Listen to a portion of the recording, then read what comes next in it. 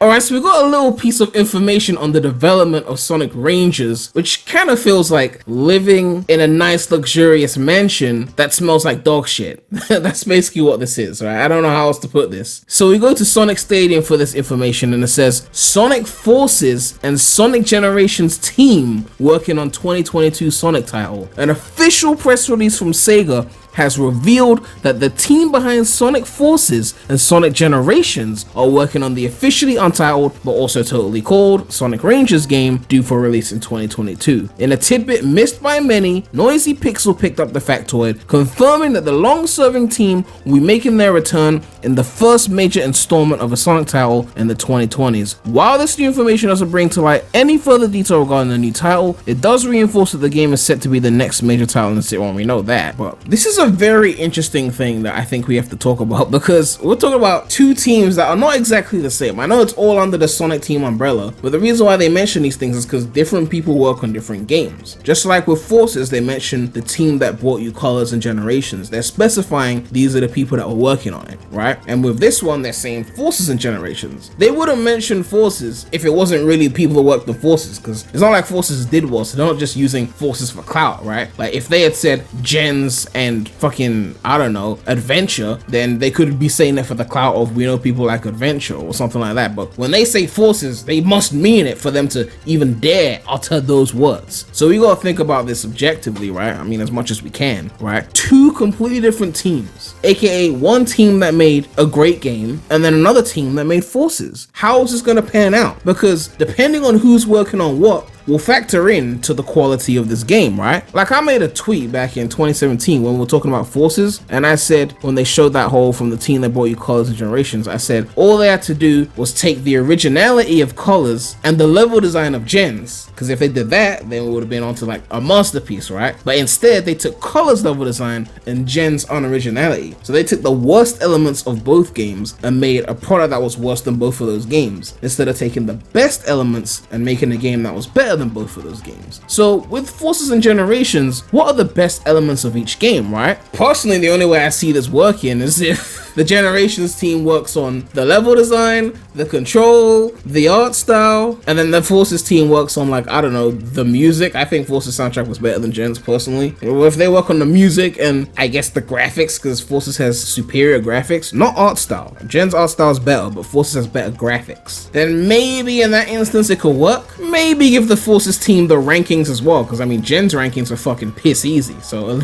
you can have that Forces. But I don't know if that's gonna be the way it goes, right? They're gonna mix it a bit more than that. They're not just gonna say Forces team do the music. Like, they're gonna be more involved. Plus, either way, when it comes to story, we're still screwed, because none of them are pulling off a great story. And obviously, when we look at the leaks for Sonic Rangers, it kind of had this dual gameplay kind of system based on those leaks I talked about in the previous video, where it's like, you've got this open world where Sonic is running around, maybe not even boosting in this open world, and then you have these puzzles and challenges and shit, and then you go into like the levels that are like Unleashed Gen style, like where it's boost gameplay. So it's possible one team is working on the boost kind of gameplay, and then the other team is working on the open world gameplay, which sounds a bit more interesting. But then that also begs the question, which team are they going to get to do which part? My assumption is that they got the Generations team to do the boost gameplay, and they got the Forces team to do the open world gameplay, if we were to go off the Sonic Rangers leaks. Because the Sonic Rangers leaks, the two people that were talking about the game as they focus tested it, both of them said the boost levels were the highlight of the game and we enjoyed them, but the open world stuff was kind of meh, was kind of mid, was kind of button meshy. So if they're telling the truth, it will lead me to believe that the Forces team has fucked up the open world and made it lame and button meshy, maybe a bit automated, and then the Gens team has gone in and made some fire boost levels. And if that's the case, we could be in for one of these Sonic games that's polarizing, where it's got like two completely different playstyles, in which most people love one playstyle, but then most people dislike the other playstyle, and it becomes one of those half and halves like Unleashed, where, well, I'm one of the people that loves both playstyles in Unleashed, so I'm not a prime candidate for that, but most people will be like, oh, I love the day stages, but I don't like the world. And it's like, imagine all those reviews. It's like, the boost gameplay is the highlight. It's the good part of the game. And then the open world parts are bad, and you don't want to play those parts of the game.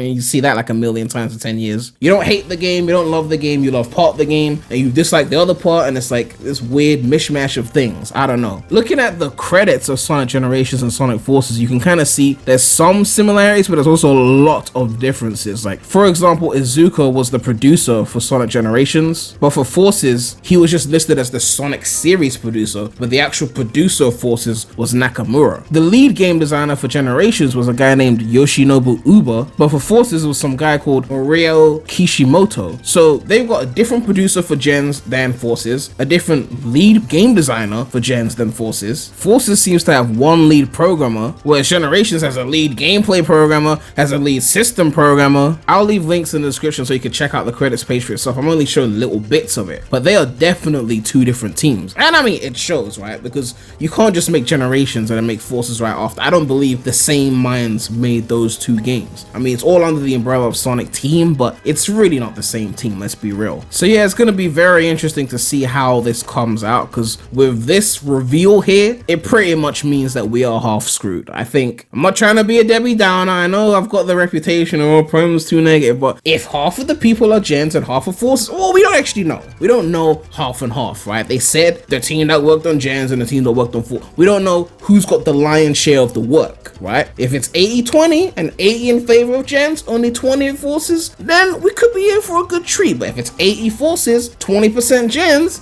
then you already know what it is, right? But again, I'm leaning towards that the adventure field is the Forces team based off what the leakers are saying, and then the boost levels are the Gens team. That's just the way it sounds to me based off the leakers, but the leaks might not be true. This team information is confirmed information, so we can only see how this pans out. But when I am playing Sonic Rangers when it comes out, whichever part of the game is the most whack, I'm gonna assume it's the Forces side, right? And whichever part of the game is the highlight, I'm gonna assume it's the Gens side. Simple as. But yeah, it's really interesting like how they pick who's gonna develop these games. I mean, I guess the way they cycle things around, like, because Sonic Team is basically just a bunch of employees under a division of SEGA, so whoever's available at the time is going to be different depending on, you know, what year the game is being developed and what other things SEGA are working on. So it's basically some form of RNG in a sense, if we get the good developers or not, you know, minus those who left after Unleashed and went to go and work for Nintendo, but that's a whole nother story. I just hope that they don't make the same mistake with Forces and take the worst elements of both games, right? Like, they really have to sit there and think, what's the best thing about Generations? What are the worst things about Generations? Because there are worse things. And then with Forces, most of it's the worst thing, but then at least there are a few elements that could be used in future games. Like, the Avatar gameplay was a good foundation. You could build upon that. Like, I liked the concept of the Avatar gameplay, not the Avatar itself. I'm not really into that OC shit, but you do you. But like, either way, like, there were elements that could have been kept from Forces and refined in later games, but I just feel like they might just take the wrong things again. With an open world Sonic game, my gut is telling me there's gonna be Green Hill somewhere. I mean, it's an open world, right? There's gonna be a Green Hill. Like, they said it's Breath of the Wild type gameplay. There's gonna be checkerboards somewhere. Like, let's just put that in there. Imagine an open world chemical plant. Oh my god.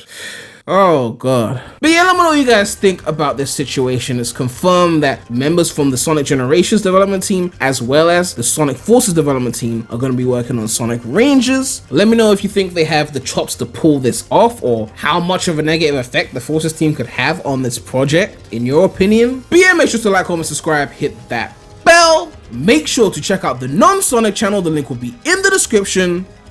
But that's all I have to say right now. So Premy out.